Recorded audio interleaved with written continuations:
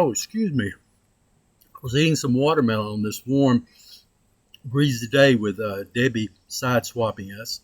I hope no one gets hurt in Florida. Hope everything's good in Auburn. Uh, Benjamin Franklin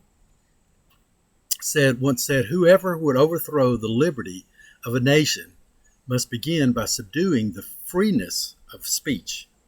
Think about that. Whoever would overthrow the liberty of a nation must begin by subduing the freeness of speech. Do you feel free enough in the Auburn city to speak out?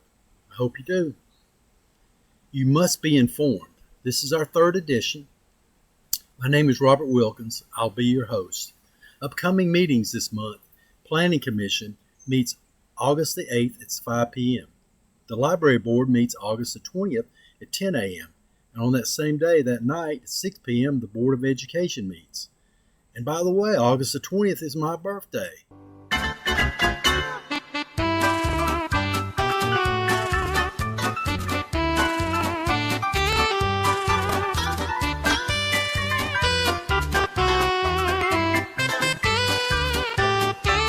So I need a present from each of you. Sign up your YouTube under Auburn's Voice.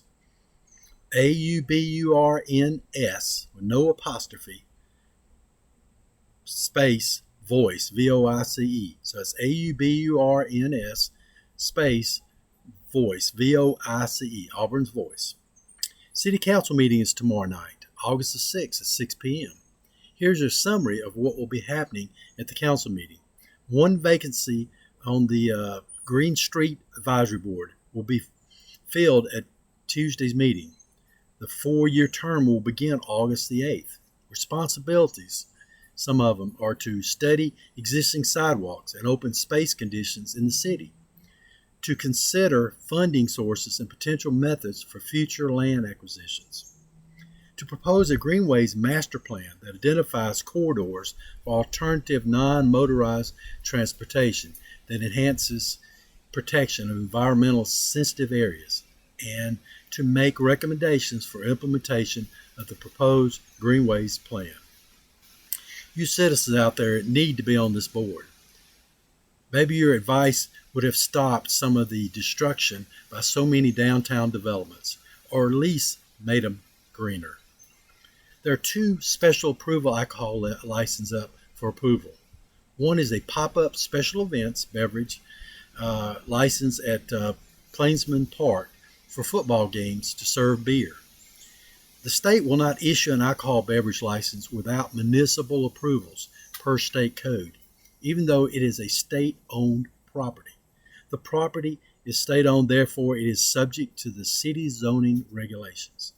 The other special event retail alcohol beverage license is for 625 Main Street for Premium Pours for a special event scheduled for August the 27th at 2024. A revision request for 1415 Sarah Lane to add 3 additional residential units, bringing the total from 31 to 34. This still has the density below the maximum permitted in a DDH. Information about the DDH was taken from the Auburn Observer, March 26, 2015, the third of a 3-part series. You should look it up. Very good. As I read all this, it lets you know why bureaucrats have their own language, but this article helps a lot.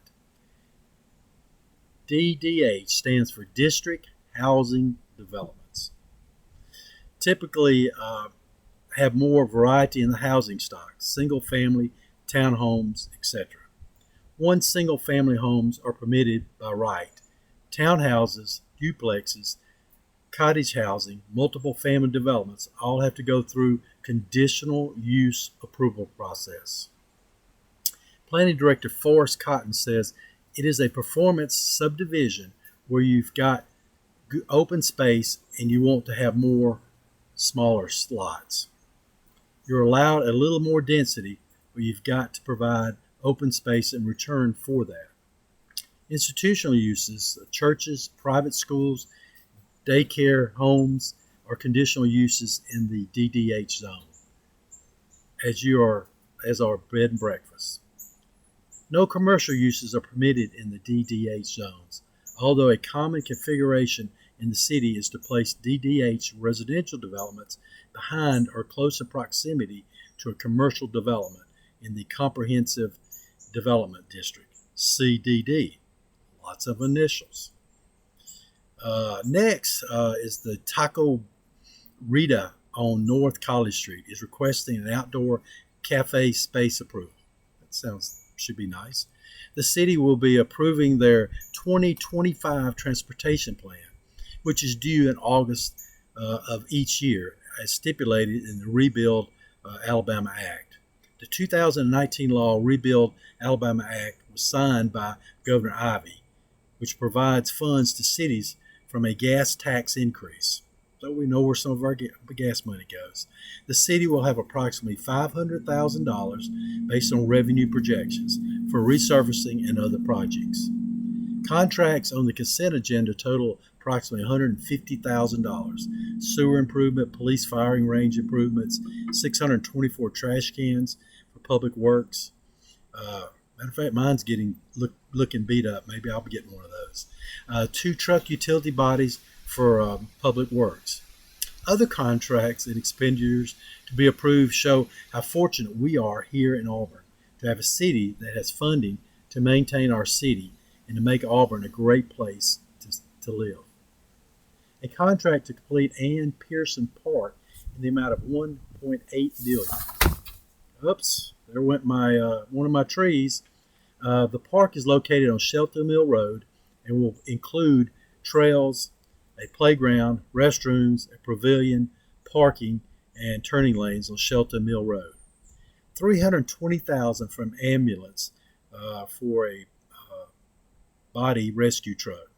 Super Duty 40-yard front loader and dual cart tipper trash truck for $412,000. It's great to get my trash off my yard. I'm glad they're buying another one. I want to give a special thanks to Susan Bolt for putting much of this script together. Remember, tomorrow, August the 6th, is City Council meeting at 141 Ross Street. But remember, be informed. Become a part of our Be Informed campaign and be informed.